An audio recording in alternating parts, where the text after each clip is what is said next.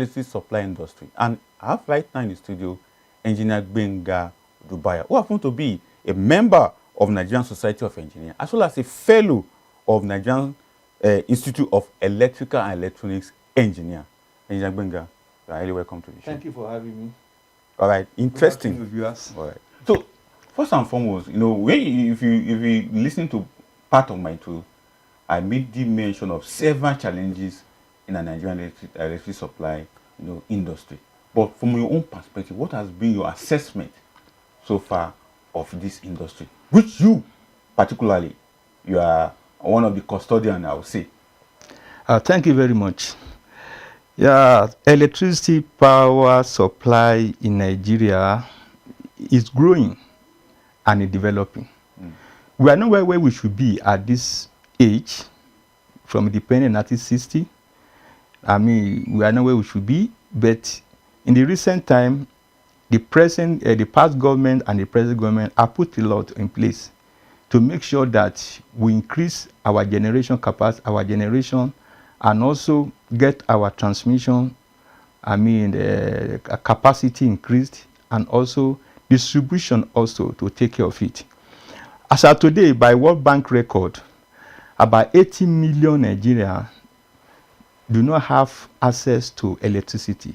80 million Nigerians, and that is huge.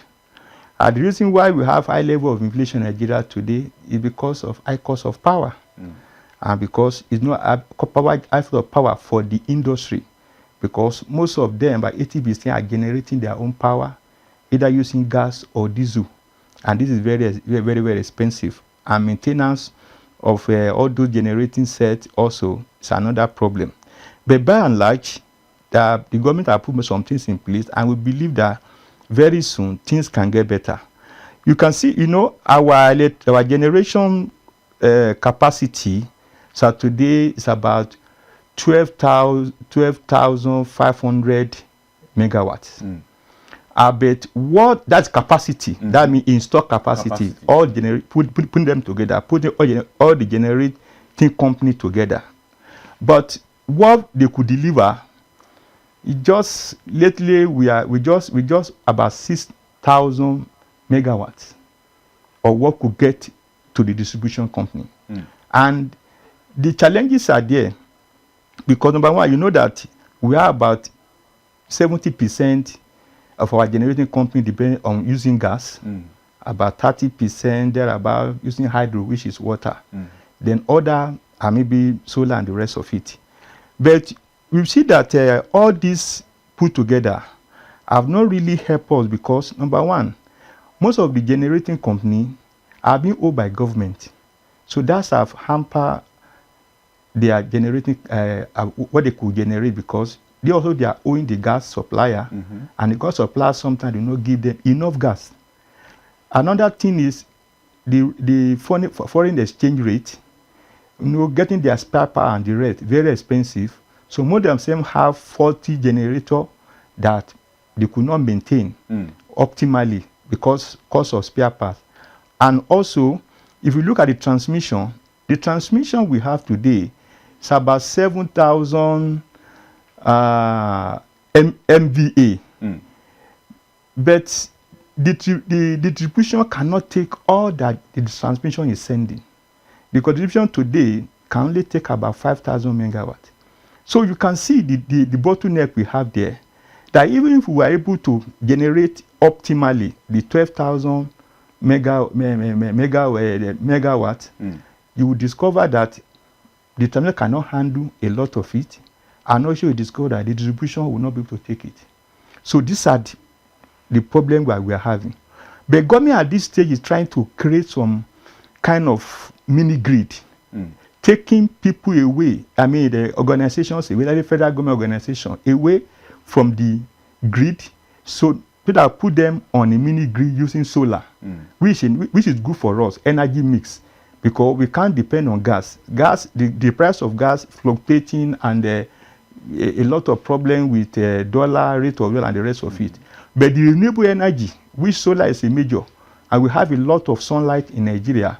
So government is now trying to move some federal government institutions, campuses, hospitals, even presidency is moving to that solar energy. So as to create room, by the time they move them away from that, we now see that there will be enough, there will be some energy, for other user to use. At the same time, government is investing in increasing the capacity of the transmission line so as to accommodate more. They are building a lot of substations all over Nigeria. A lot of power transformers are being upgraded and the rest of it. But the bottleneck now is the distribution.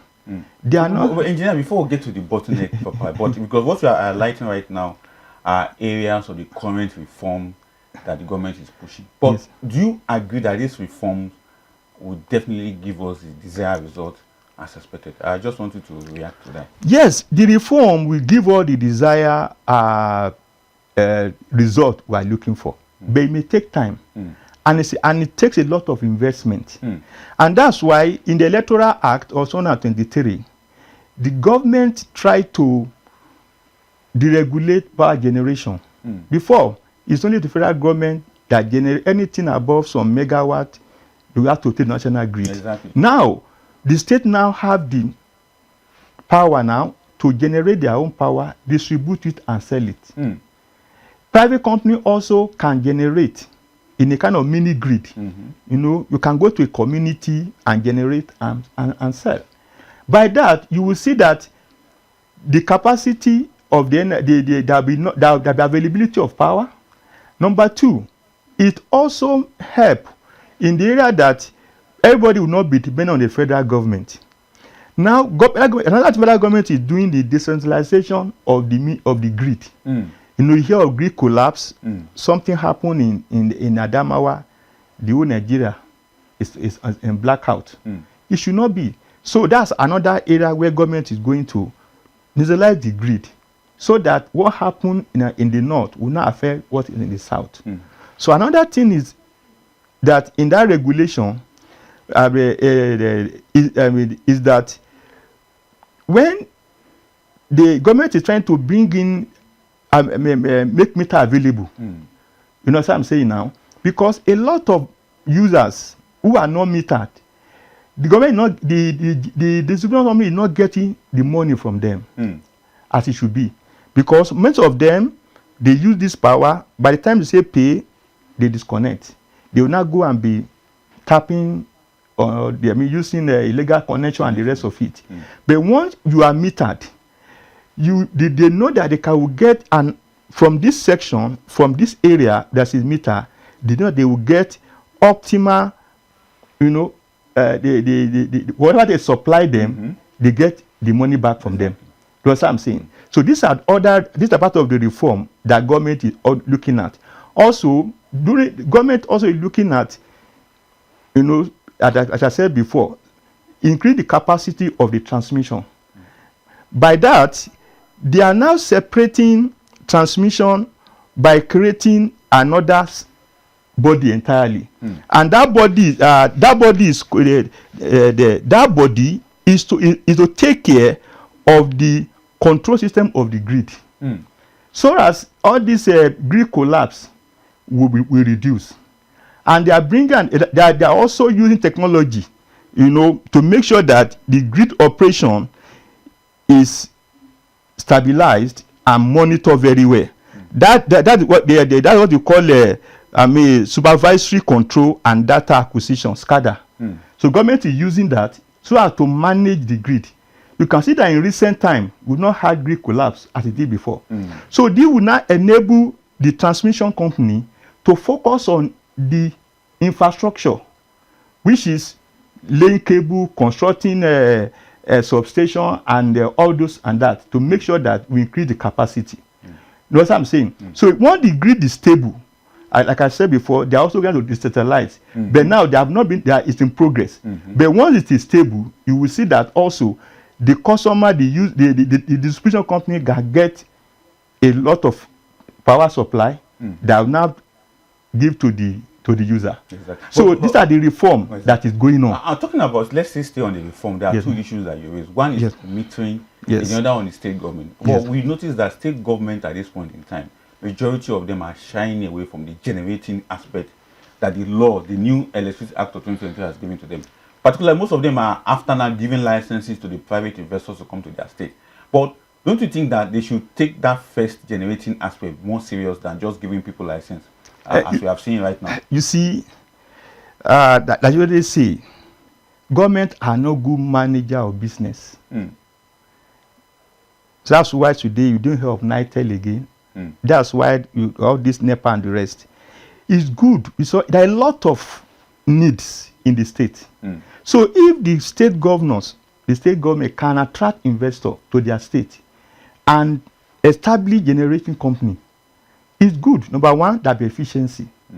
And also the productivity will be there. Because you know they will manage it. Because once you put your money somewhere, you are expecting a return. Unlike government establishment, which you hardly have this return, and it's like everybody's business. You know what I'm saying? No competency, even the employment, sometimes it's not based on merit, it's based on political affiliation. You know what I'm saying? So that's why today, look at the government control or manage broadcasting station, and look at the private owned. I mean, that I don't want to name them. If you compare, you will see the difference. That's what I'm saying. That private sector coming into the industry will really be a boost, and it will help in power generation. And majorly now, focusing on the area of mini grid using solar, because we have a lot of sunlight. Look at this Sambisa forest where these bandits are. If the whole of Northeast come together as a region and establish a mini grid, a farm, solar farm there to generate like 2,000 megawatts, it could power the whole of Northeast, and you see industry springing up, you know, in those areas. So it's good they allow this private sector to come in, bring their money to, so that government can now use all those resources for other things, education, health, and the rest of it. Exactly. Another aspect that you raised was the metering issue. You know, most Nigerians will still tell you today that, as rightly pointed out, 80 million Nigerians don't have access to electricity. But that metering, it's in the news. I think you must have followed the news that 59 billion was released to NEC for metering in Nigeria. But today, National Assembly is about to investigate that 59 billion for metering for Nigerians. But your own perspective on it, what do you think is really the challenge of metering Nigerian electricity consumer? We are waiting for the report of that investigation to see. But presently, what the government is doing is, governments are deregulated metering.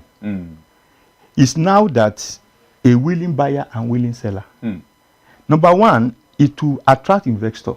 By now, you have industry establishing manufacturing meter in Nigeria.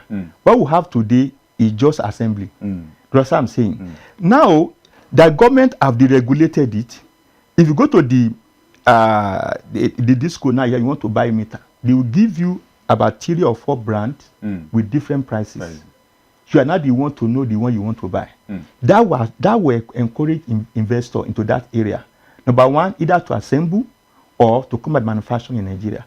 So in that area, I think government is doing a lot. So if you have your money today, you can get a meter within 2 or 3 weeks. That's what I'm saying. Very, very, very costly. A prepaid meter by about 130,000 now for single phase.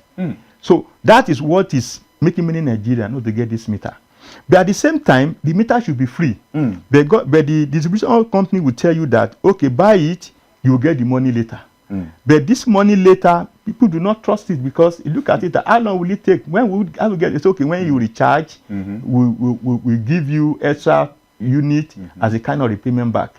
No, in Nigeria, the trust is not there. But what I'm saying is that anybody today that is not on meter is paying for darkness. Exactly. Now, because of time, I engage you in, because there are a lot of issues in Nigerian electricity industry that I told you before you coming on here that we need to take a cue from every issue within that sector. Let's go back to the technical aspect. You say something that one of the issues is generation, transmission, and distribution. Let's start with the generation, particularly, though it's technical, but as someone that is in that industry, why is it so difficult? Because many engineers will say electricity it's not a rocket science. But how come in Nigeria electricity has become something else. Not just a question, it has become like a, I don't even know how to describe, but from your own perspective, as someone that is in that industry, why is it taking us these difficulties to generate? South Africa alone, it generates over 50,000. Egypt is there, over 30,000. But Nigeria, with 230 million population, just 12,000 capacity. Yes, you see, like I told you before, we are about 12,500 megawatt capacity. But we only produce maybe around the capacity about 6,000 something.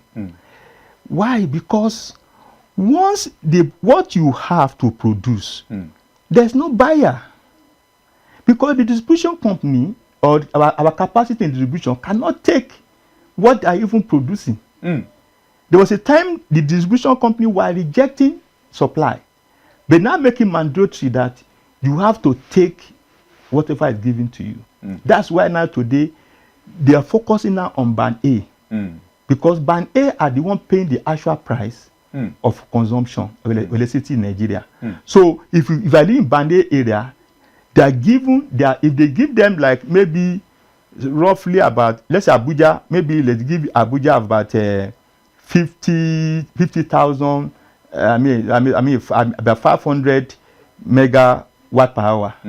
They will give 80% to band A area. Because they believe they will consume and pay the money back. That's what I'm saying. So now you can't reject power again. So what I'm saying is that let increase our transmission to accommodate this 12,000 megawatt plus, and let the distribution even go to 15,000.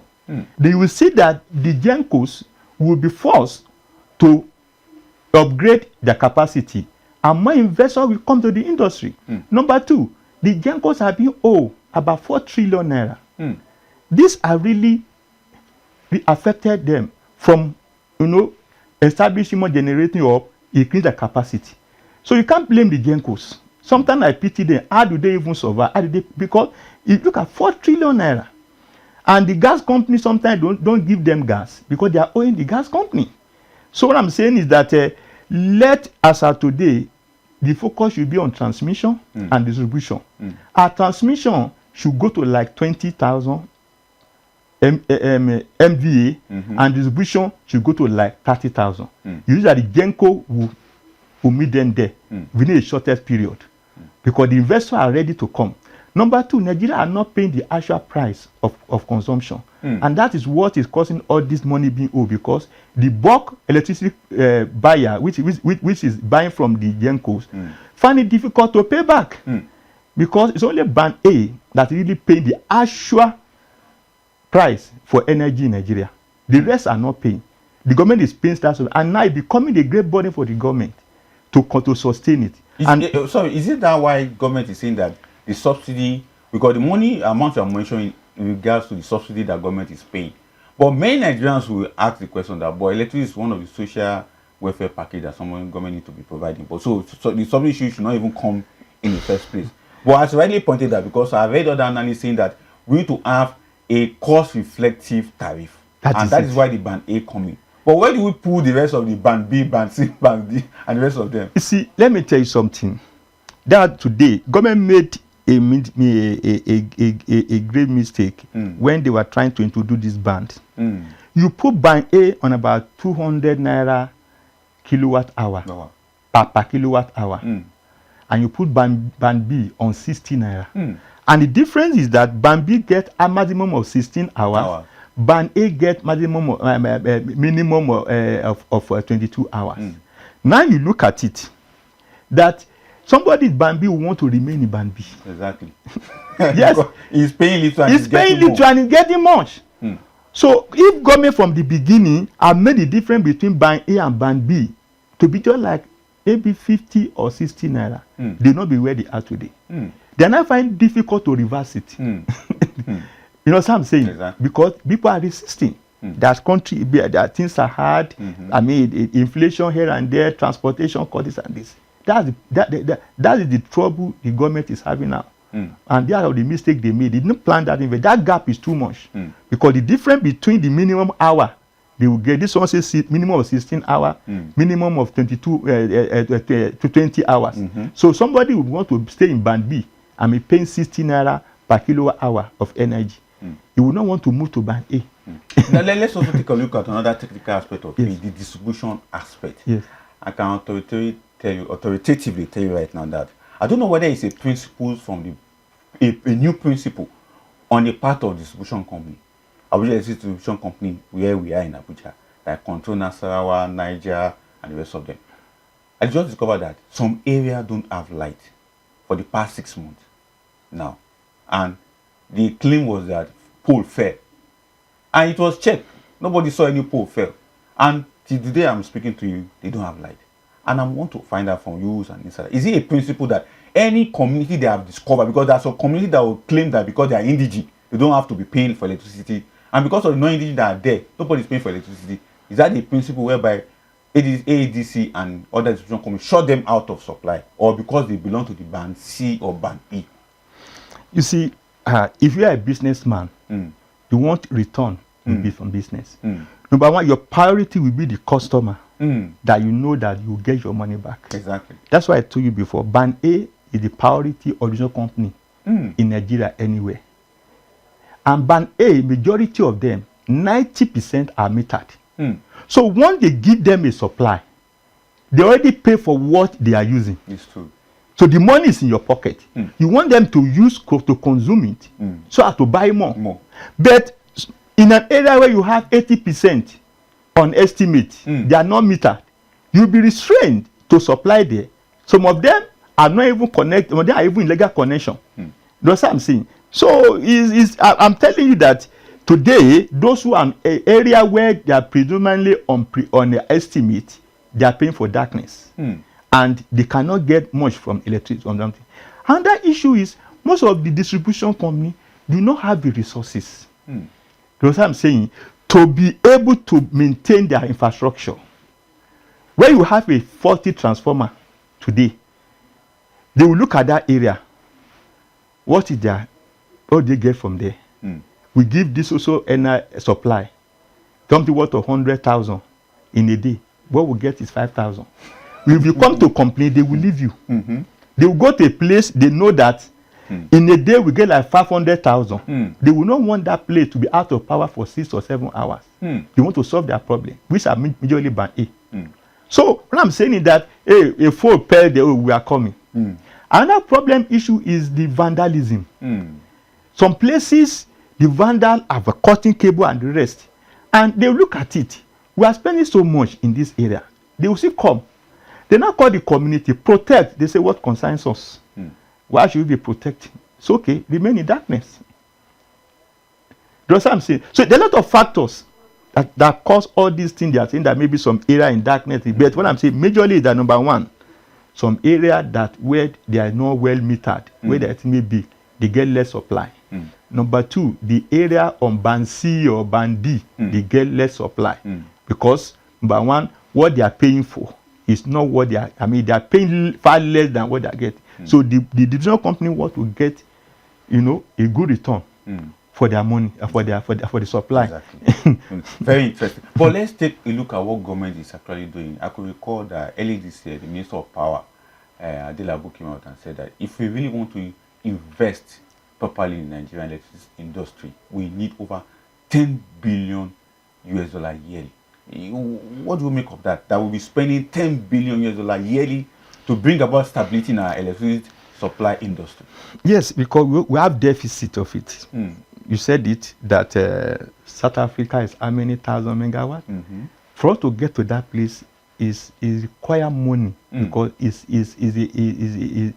a high investment industry. We do manufacture transformer in Nigeria as of today. The cable we are manufacturing, yes, we have some company manufacturing cable, but other aspect of it, we do manufacture in Nigeria. That's what I'm saying. And these are capital intensive investment in generation, in transmission and distribution. Number one, if you look at it, that for us to move our transmission to like 15,000 MVA to be able to accommodate whatever generating company will generate at their full capacity, it will take like 3 or 4 years. And that require money. But one, many of our substations, they are aged transformer there. So we need to replace some of them. We need to build more substations. all over Nigeria to take care of it. And majorly now that they want to decentralize the grid, that's another aspect of investment. Because, like I said, you can't be having problem. Maybe a cable tripped in Sokoto, the whole Nigeria is in darkness. Or a generation company has some issue of generator, or they shut down without any something, it destabilizes the grid. So all these things, it takes a lot of invest money. So I'm in agreement with him. And Nigeria should be ready to pay for what they consume. Then we can get better energy. Exactly. I'm talking about better energy, although the better good supply. Exactly. Government have been on the promotion of alternative sources. I mean, solar, wind, and even power have also been promoted. But from your own perspective, how is it? What's your assessment of that sector? Because I know you're also into that aspect of solar energy and the rest of them. But what has been the recipient of Nigerian for solar energy and others? Everything goes to the high cost. Like now, if you want to have maybe 20 kVA of solar in your house, at least as maybe for a 2-bedroom flat, to carry your electronics, your fridge, some ACs and other things, you need like 20 kVA average, minimum average. You need to buy an inverter, to buy solar panels, to buy other things and the cable. You won't spend less than 20 million naira to get it done. And once you do that, you may not even need supply from the discos. Unless in the rainy season like this, where there's too much sunlight, so that you can have some power to charge your battery and also to supply. But once you have that, the cost, the initial cost is very huge. That's why a lot of people are shying away from going into it.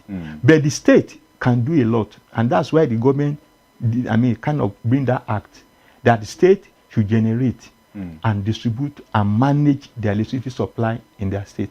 So they should be able to encourage investors with some incentive to come. Okay, if you come, we may give you tax-free for the next 10 years.